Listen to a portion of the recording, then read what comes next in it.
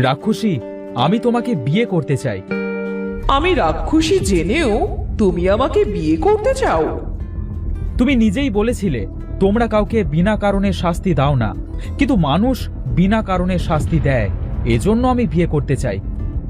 না গো, তা হয় না। কেন হবে না? কেন? আমি জানি তুমি বিবাহিত, আর আমি সতীনের ঘর করতে পারবো না। তবে এই রাক্ষসীর কাছ থেকে কেউ কিছু চেয়ে তা পায়নি, এরকমটা কখনোই হয়নি। আমি তোমার সন্তানহীন জীবনের দুঃখ ঘুচিয়ে দিতে চাই। এই নাও, এই 3 ব্যাংকে তুমি তোমার বাড়িতে নিয়ে যাও। সন্তান স্নেহে এদের লালন পালন করো। ব্যাংক দেবে আমায় সন্তান সুখ?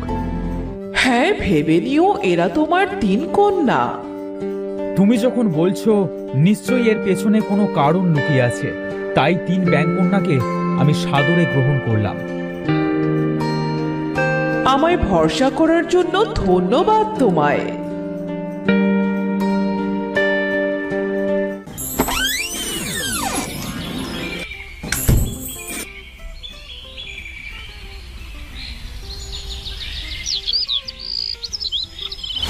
তোমার মাথার নাট বল্টু কি সব ঢিলে হয়ে গেছে? রাক্ষসী বলল, আর তুমি তা বিশ্বাস করে নিলে? তুমি আমার কথাটা একবার তো শোনো। চুপ করো হিরণ, এই নিয়ে আমি একটা কথাও শুনতে চাই না। তবে তোমার কথার অবাধ্য তো আমি কখনো হইনি, তাই এই 3 ব্যাংকে ঘরেই রাখছি। যাক, অবশেষে 3 বোন একটা নিরাপদ আশ্রয় পেল।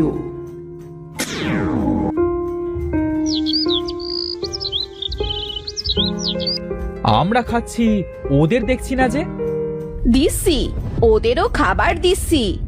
কই গো 3 আজব বোন, আসুন, এসে আহার গ্রহণ করে আমাকে উদ্ধার করুন। ওই তো আমার ব্যাংক কন্যারা আসছে। আহা, ব্যাংক কন্যা, কালে কালে কত কি দেখবো।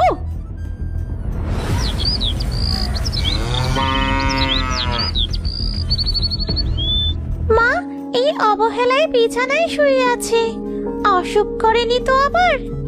হতে পারে, তুই এখানেই থাক, আমরা দুজন গিয়ে বোন থেকে বাবাকে ডেকে নিয়ে আসি। ঠিক আছে, তাড়াতাড়ি ফিরে আয়। কে কে আছে ঘরে? কে কথা বললো এখন? তোমার ব্যাংক কন্যা মা, চিনতে পারছো না? তোরা কথা বলতে পারিস? হ্যাঁ মা, তোমার কষ্ট হচ্ছে, আমাকে বলো। তার মানে হিরণ ঠিকই বলেছিল, হীরা কোনো সাধারণ ব্যাঙ নয়, রাক্ষসী নিশ্চয়ই কোনো রহস্য জানে। কই কই তোদের মা? বিনা, বিনা, তুমি ঠিক আছো তো? হিরণ, তুমি ঠিকই বলেছিলে, রাক্ষসী তোমায় বোকা বানায়নি, ওরা আসলেই অসাধারণ ব্যাঙ। আমি তোমাকে কি বলেছিলাম? ওরা আমাদের সন্তানহীন জীবনের দুঃখ ঘোচাবে। ওদের মুখে মা ডাক শুনে আজ আমি সুস্থ হয়ে গিয়েছি হিরণ, আমার আর কোনো অসুখ নেই। না মা, এইভাবে বলো না, বাবার সঙ্গে গিয়ে তুমি একবার ডাক্তার দেখিয়েই আসো। নিজেদের সঙ্গে আর অন্যায় করো না মা। হিরণ, হিরণ, ওরা তোমায় আর আমায় মায়ের মতোই ধমকাচ্ছে। তো কন্যারা তো মাই হয় বলো। ওরে পাকা বুড়ি রে! এতদিনে ওরা ওদের মায়ের মন জয় করতে পেরেছে। যাক, এখন আমি শান্তিতে আমার রাজ্যে যেতে পারবো।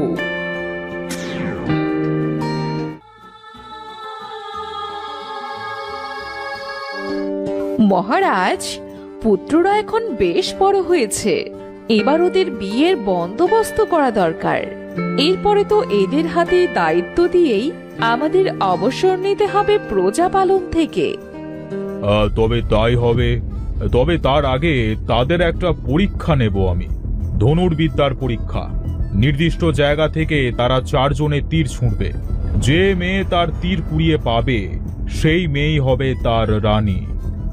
এ তো পুরোপুরি ভাগ্যের হাতে পুত্রদের ছেড়ে দেওয়া। এইভাবে তাদের জন্য স্ত্রী নির্বাচন করতে হবে।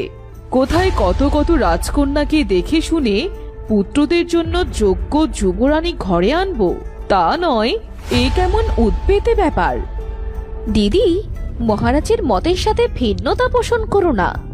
উনি যেহেতু সিদ্ধান্ত নিয়েছেন, নিশ্চয়ই ভাবনা চিন্তা করেই নিয়েছেন। ছোট রানী, তুমি তোমার পুত্রদের ভাগ্যের হাতে ছেড়ে দিতেই পারো, কিন্তু আমি তো আর এত বোকা নই। আমাকে আগে জানতেই হবে পুত্র বিক্রম কোন দিকে তীর ছুড়বে। ওদিকেই আমি পছন্দের রাজ্যের সব রাজকন্যাদের দাঁড় করিয়ে রাখবো। তারপর তীর যেদিকেই কুড়িয়ে পাক না, আফসোস থাকবে না। মা, মা, আমরা বেরোলাম। কোথায় বেরোচ্ছিস? না খেয়ে একদম বাইরে যেতে পারবি না। তা হয় না মা, বাবাকে ছাড়া খাবো না আমরা। ওনাকে কাছ থেকে নিয়ে এসে তবেই খাবো। ঠিক আছে, সাবধানে যাস।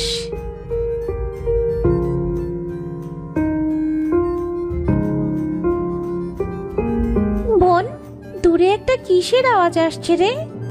পাশেই তো রাজবাড়ি, হচ্ছে হয়তো কোনো কিছু। রাজবাড়ি?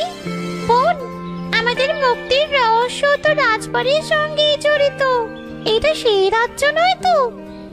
আমাদের যিনি উদ্ধার করেছিলেন শয়তানের হাত থেকে, উনি রাজ্যের নাম বলেননি, শুধু বলেছিলেন কোনো এক রাজ্যের রাজপুত্রের মধ্যে একদিন তীর প্রতিযোগিতা হবে, আর ওই দিনই আমাদের ভাগ্যের চাকা ঘুরে যাবে। চিন্তা করো না তোমরা, এই সেই রাজ্য যার কথা একদিন আমি তোমাদের বলেছিলাম। বোন, তীরের কথা বলতে না বলতে এই দেখ, একটা তীর কুড়িয়ে পেয়েছি। হ্যাঁ হ্যাঁ, আমিও একটা তীর পেয়েছি বোন। আমিও। দেখ, তীরের মধ্যে নাম লেখা আছে, রাজপুত্রের নাম।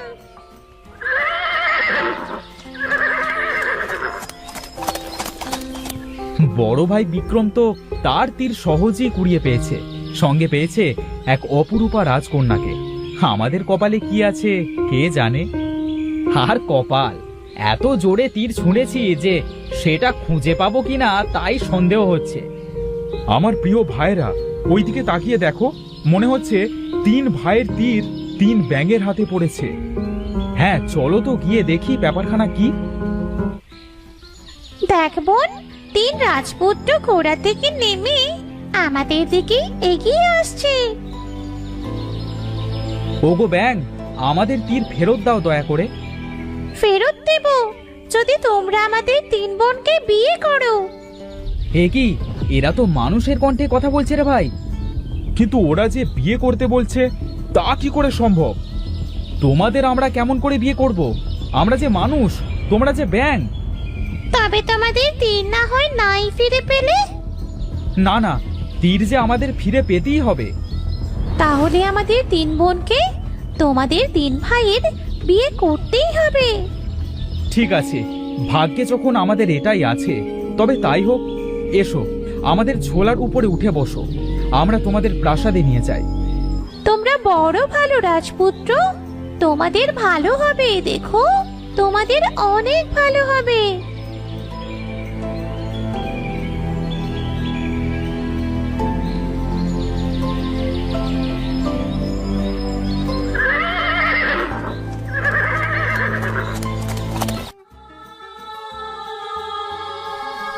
মহারাজ, মহারাজ, পুত্ররা এ কি করলো?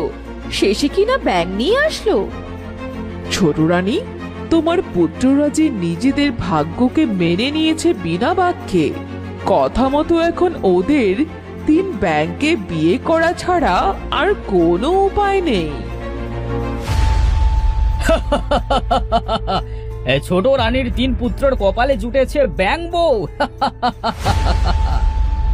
ওরে, কে কোথায় আছিস? দ্রুত মালা নিয়ে আয়। আজ এই ভরা রাজসভায় আমার 4 পুত্র নিজেদের নির্বাচিত বউয়ের গলায় মালা পরাবে।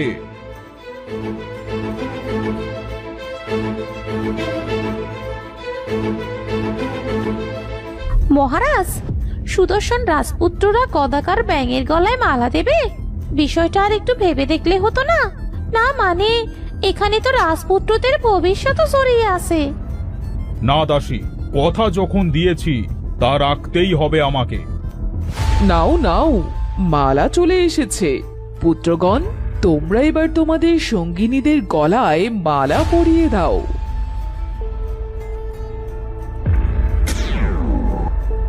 এ কি মহারাজ, ব্যাং যুবরানীরা কোথায়? এই গলায় মালা পরানোর সঙ্গে সঙ্গে ওরা যে 3 অপরূপা যুবতীতে পরিণত হয়েছে। মহারাজ, এ কি হচ্ছে? আমার রাজপ্রাসাদ যে আলোয় ঝলমল করছে।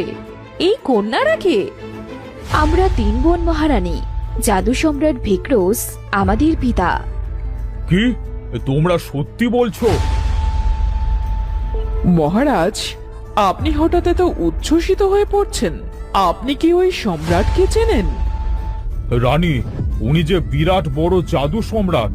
ওনার বীরত্বের কথা কে না জানে। বিশ্বজুড়ে ওনার নাম। আর সেই নামের জন্যই উনি ওনার থেকে শক্তিশালী কেউ থাকুক এটা কখনোই চাইতো না।